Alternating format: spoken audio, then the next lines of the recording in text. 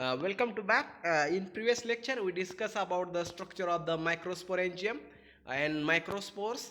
Now, in this lecture, second point of our lecture syllabus is the structure of the megasporangium and structure of the megaspores. We know that the already microspores are present on inside the microsporangia, and these microsporangia are present on the microsporophyll. Likewise, here same condition here, megaspores are formed inside the megasporangium, and this megasporangium present on the megasporophyll.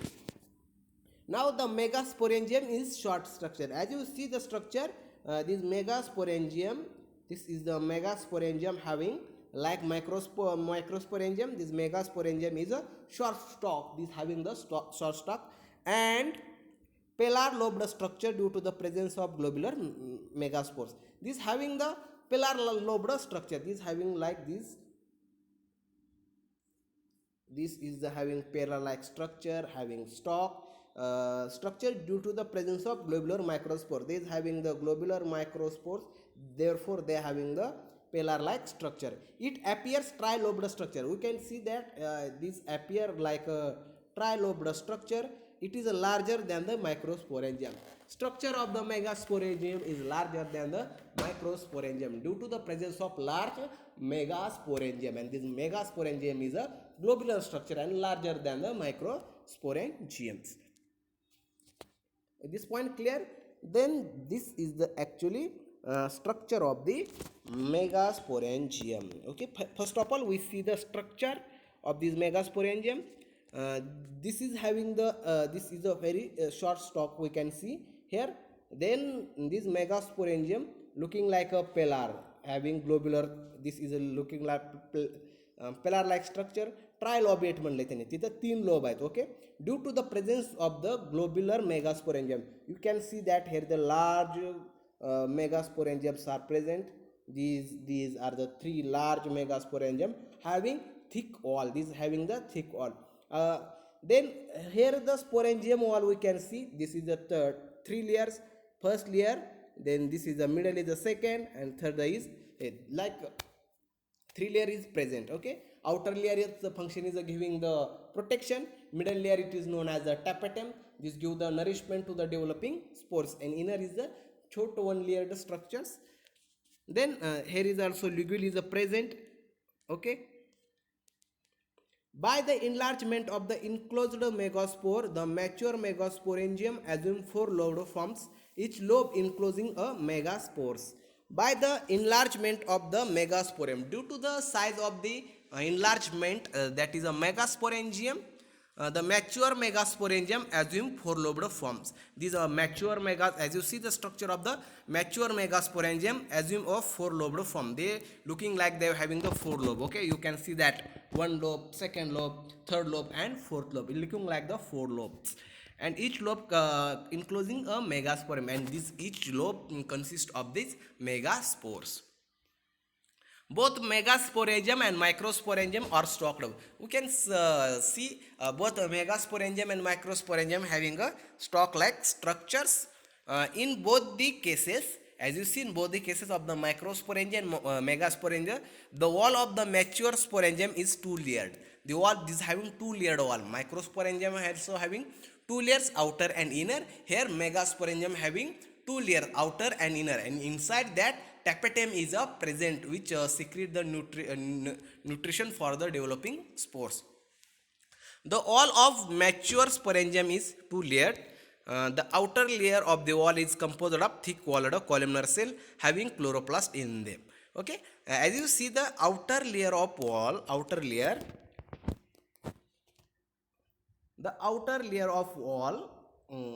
of the megasporangium is composed of thick walled columnar cells. This having thick walled columnar cell having chloroplast in them. This consists of the chloroplast. As you see here, this is the outer layer having a thick layer, and this is consist of the columnar cells, and this columnar cell consists of the chloroplast. The inner layer of the wall is composed of, and then we can see the inner wall. The inner layer of wall is composed of thin walled cells. The cells of the inner wall is thin. Okay, as well as the outer wall is a thick and columnar cells. Just beneath the two layers sporangium wall there is a nutritional layer that is known as the tapetum. दोन layer झाले, outer layer आणि inner layer. नंतर आतमध्ये एक particularly layer present आहे, तुम्ही बघू शकता. त्या लेयरला काय म्हटले? Tapetum. Here is the presence of the tapetum. Here we can see it. This is the innermost layer. This is the tapetum. The inner layer of the wall is composed of thin walled cell. Just beneath the two layered sporangium wall there is a nutritional layer is the tapetum. This layer nourishing the developing spores. Function of the tapetum is the nourishing the developing spores. हे तुम्हाला विद्यापीठाच्या MCQ साठी विचारलं जाईल. In the megasporangium dash layer having function nourishing to the developing spores. Answer काय असेल त्याचं? tapetum. And therefore this is an thereafter when spores get completely mature, these get the degenerate. Okay, this tapetum get degenerate after the when this spore become mature. This is the about the structure of the megasporangium. We know that this megasporangium looking like a trilobed structure due to the having a globular megasporangium. This having the large size than the microsporangium. This also having the short stalk. Okay, this is the two layered structure. Outer layer having the columnar cells which are the large. Then inside the inner layer which is the one layered but having thin cell. Then below this two layer there is a presence of particularly layer which is known as the tapetums. This tapetum's function is the nourishing to the developing spores. Now we can see the structure of the megaspores. The megaspores are larger in size. As you see the structure of the megaspores, this is known as the megaspores. This is the megaspores.